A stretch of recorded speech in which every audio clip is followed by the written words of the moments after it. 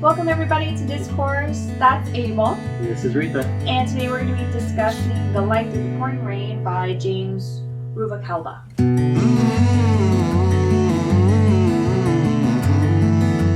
So the author James wrote this book, to share his experiences that he and his fiance went through in dealing with cancer, especially being in their 20s.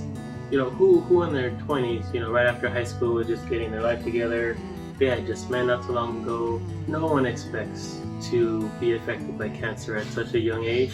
So it was a shock when it happened to Anabel, so early in her life and also in their relationship, where I don't think they were engaged at the time. Yeah, I mean, essentially their relationship had just began, and this happened, this cancer diagnosis, which no one was expecting. Thankfully, though, she was with someone like James who had some experience himself and his family with dealing with cancer and fighting the good fight.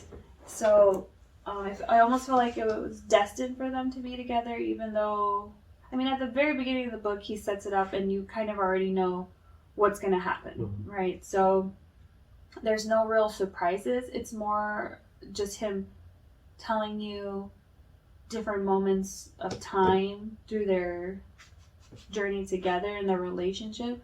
I think it was destined for them to be together because I think he was in the right position, to help her through this and for them to go through it together, Yeah, which is good and sad at the same time, because her side of the family, you could tell throughout his story that she hid her experiences with dealing and getting cancer treated from her family because they thought they would always ask her, "Why are you tired?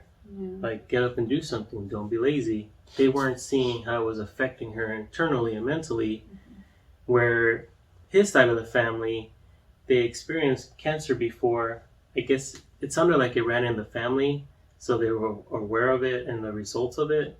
So, especially his mom, she helped a lot, not just with their relationship, keeping them, high hopes and, keep going moving forward. She helped Anabel with her treatments, taking her to the doctors. Yeah, she was really, I feel like, their main support system. Yeah. And like the glue to what kept them sane, almost. Yeah, and making them, set up a schedule and go through with the schedule, because it's a lot of work. It's not easy.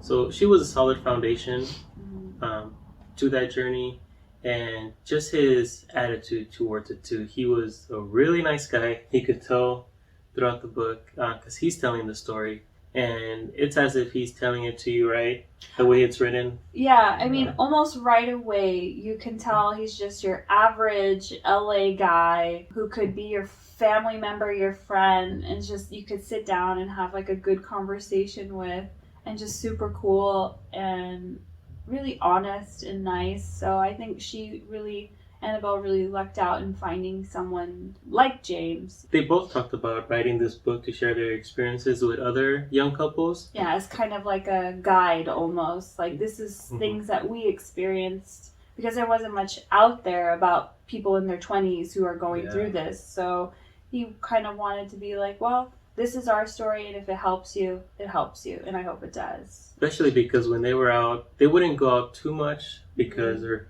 fatigue or her treatments. But when they did, people their age, early 20s, still figuring out life, were always asking what's it like? What's your sex life like? What can you do? What can't you do? No one knew what it was doing, the toll it was taking, and how they were being affected. So everyone was really curious. Not to be mean, not to be rude, just curiosity, because no one in their 20s like us would experience that.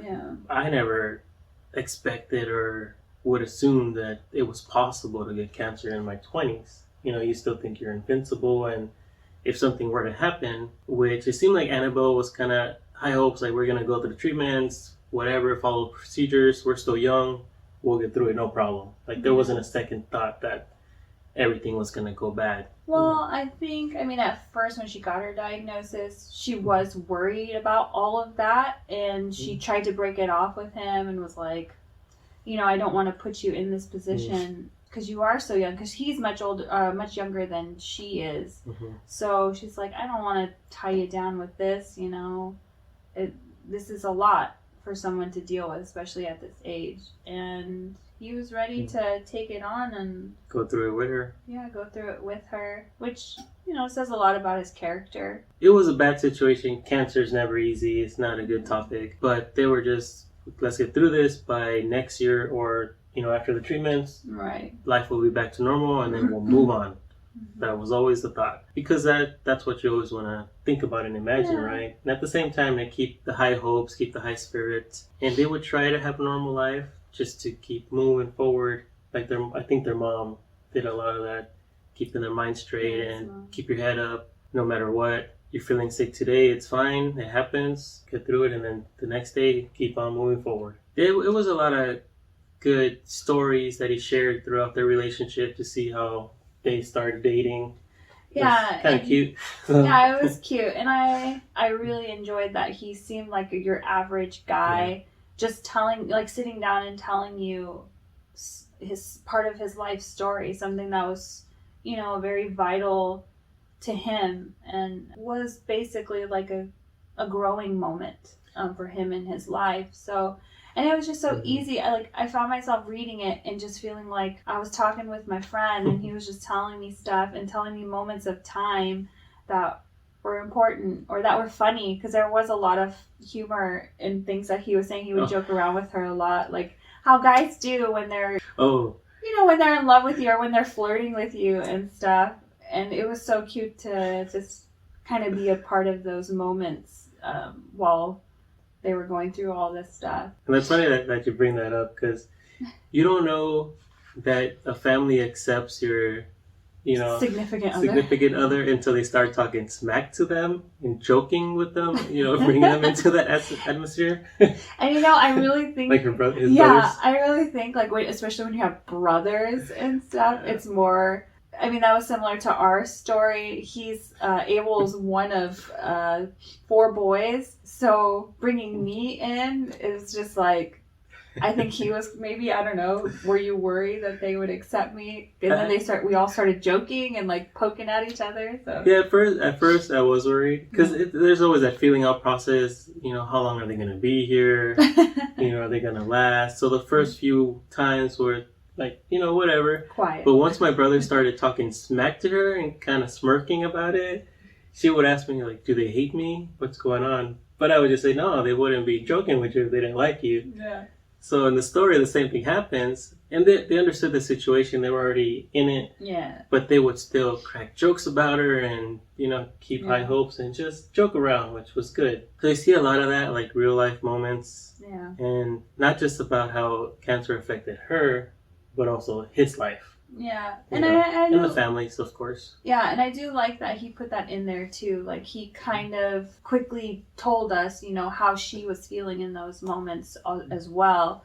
And it was interesting to get his take on it, because I don't know, I feel like not usually stories are told, of cancer through women, but I don't know, it was somewhat different for me to hear it through just a guy's perspective. It was nice. Yeah, and what got him angry, what made him happy, his frustrations, how he dealt with them. And of course, being in LA, traffic and the red lights and how that affected everything when emergencies occurred.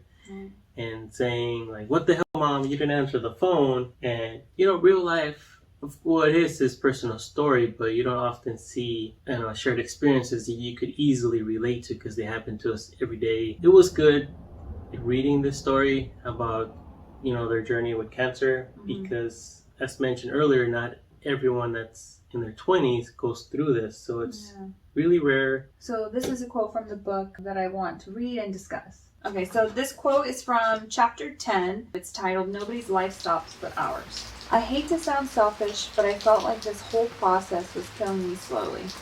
I had no one to turn to, no one to talk to during this. I was on an island alone, but I continued to find the strength to muster up a smile with Anabel whenever we talked. So I feel like regards to how it affected the couple, kind of with what we were talking about, making the best of it and things like that. There was a lot of times where she would give him attitude or backlash, and he would just take it in and try to make her smile, make her feel pretty still. He was always attracted to her, always telling her she was pretty, she was his princess, and he meant it all at all times. Yeah, he was like her true cheerleader through everything, and he really loved her regardless of the changes it was doing, the chemotherapy was doing to her, when she lost her hair. Yeah, and as with the quote, it was really affecting him, but he was always swallowing his pride, swallowing his anger, and just being there for her. Even when it was the hardest for him, he was still trying to be a good foundation for her. The title of this chapter and what he discussed was, it almost felt like when they got the diagnosis and things, their lives stopped, but everybody else's were moving at the same pace. And nothing had changed for them. So for him, it was,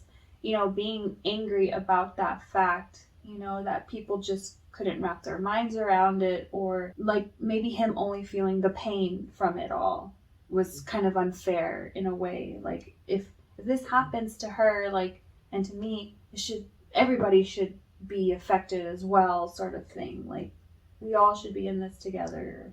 Yeah, it was definitely frustrating. I could tell when he talked about that. Frustrating, and it seemed like he was mostly angry because they weren't taking it as seriously as they were, which you can't blame them, and he understood that after, really looking into it and thinking about it, because they can't stop everything. They gotta go on about their lives as well and keep moving forward on their end, and definitely was frustrating. Especially on her side of the family, because she was hiding the fact from them for the longest time. But also, too, I feel like a lot of people who get the diagnosis, I mean, you hear it quite often that people don't share that information with their family, because it's a hard thing to talk about, the possibility of not quite making it, regardless of what stage you're at, what type of help you get, things like that. Maybe she just wanted to stay who she was for some time until she couldn't hide it anymore from her family, at least. Yeah, or if everything went well, then they could just keep going on as if she was never in danger or nothing was really wrong. That her life didn't really change at all, or his. And I also liked about the story is that the way he wrote it, I mean, it's such a short story, so you could read it really quickly, but the way that he wrote it was more matter-of-factly. It wasn't like super dramatically emotional, which you kind of get from other books, that are about illnesses or cancer, people dying and things like that. Yeah, so he didn't make it dramatic or emotional, which I preferred and enjoyed, because I love these kinds of stories because it brings a real human aspect to the story. So when he said it more matter-of-factly and said, this is what happened, this is how it made me feel, and I already knew what to expect, I enjoyed it more, because I didn't want to be sitting there crying my eyes out and just distraught and distressed because of such a sad story. I mean, not that it's not a good story, it's just that it's a sad story. So I love the way that he went about writing it, because it made me want to read it and not just sit there crying.